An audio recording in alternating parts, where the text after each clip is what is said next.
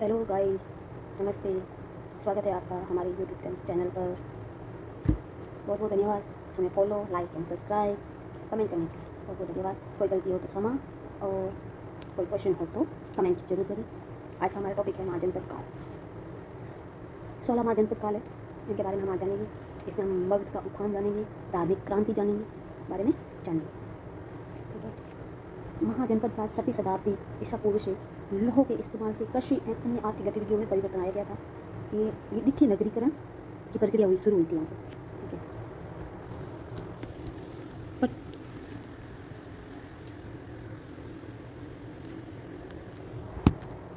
Sorry guys, 16 महाजनपद ये दूसरी नगरीय क्रांति थी। इसका कारण लौह की खोज थी।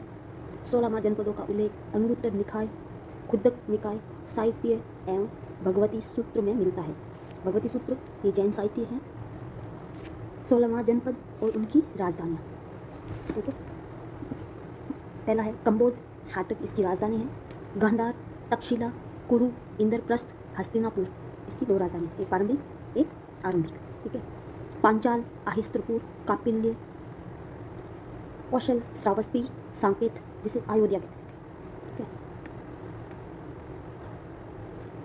ये मैप के अनुसार आपको कंबोज भारत के उत्तरी दिशा में, गंधार भी उत्तरी दिशा में है, और पश्चिम दिशा में कुरु, मत्स्य, सूरसेन, वत्स, अवंती ये सब जनपद भारत के पश्चिमी स्थान में की तरफ है। और उत्तरी पूर्वी में कौशल और पंचाल और मल्ल संघ थे। ठीक है। और पूर्व में वजी संघ था, और दक्षिण पूर्वी में अंग और अश्मक था। भारत के मध्य में चंदी, काशी और मगध था। ठीक है। तो हम देखेंगे छठा हमारा महाजनपद है मलसंग, जो कुशीनगर और कुशीनारा दो राजधानियाँ थी इसकी।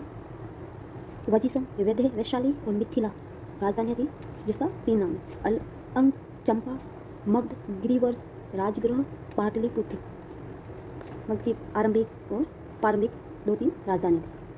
काशी, वाराणसी, वरुणा 80 नदी के किनारे है। शूरसेन ये मथुरा में स्थित है, इसकी राजधानी मथुरा है। मत्स्य संघ, जिसे मत्स्य संघ भी कहते हैं, ये विराटनगर में है। वत्स ये कौशाम्बी है। चंदी, सुक्तामती, सुक्तिमती राजधानी है। अवंती, उज्जैनी, महिषमती राजधानी है। अस्मक, पोटली और पाटन इसकी राजधानी है। हमने 16 महाजनपद देखे। अब है मगध का उत्थान। उत्थान के कारण है मगध का सामरिक में तो भौगोलिक कारण, नदियों का बहाव क्षेत्र, नदियों का प्रयोग सिंचाई या नौकायन में किया जाता था। खनिज उत्पादन, उपजाऊ मैदान, मगध के आसपास के जंगलों में हाथी पाए जाते थे। महत्वाकांक्षी शासक जो मगध के थे,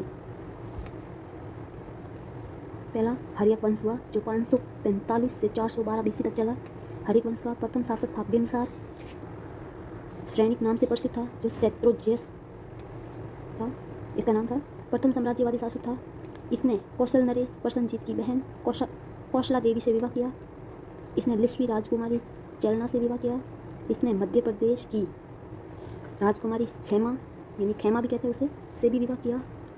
इसने अंग प्रदेश को जीत लिया एवं अपने पुत्र अजातशत्रु को वहाँ का गवर्नर नियुक्त किया। प्रसन्नजीत ने इसे काशी दहेज में दे दिया। इसने अपने चिकित्सक जीवक को अवंती के शासक प्रोद्घोत की चिकित्सा हेतु भेजा। जीवक की शिक्षा तक्षशिला में हुई। इसके पुत्र अजातशत्रु ने इसकी हत्या कर दी।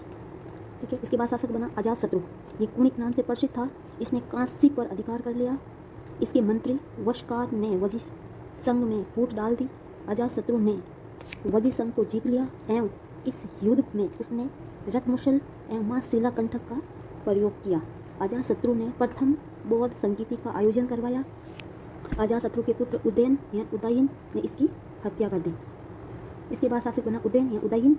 इसने सोन एवं गंगा नदी के किनारे पाटिलपुत्र नामक शहर बसाया। इसके बाद शासक बना नागदशक, यानी नागदशक ये अंतिम शासक था मगध का। प्रथम भार्गव परशुराम।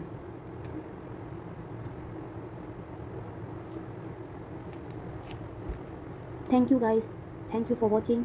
ये बहुत ही इंपॉर्टेंट टॉपिक है, मेरे काम आया। आई होप आप सबके भी काम आएगा। Thank you.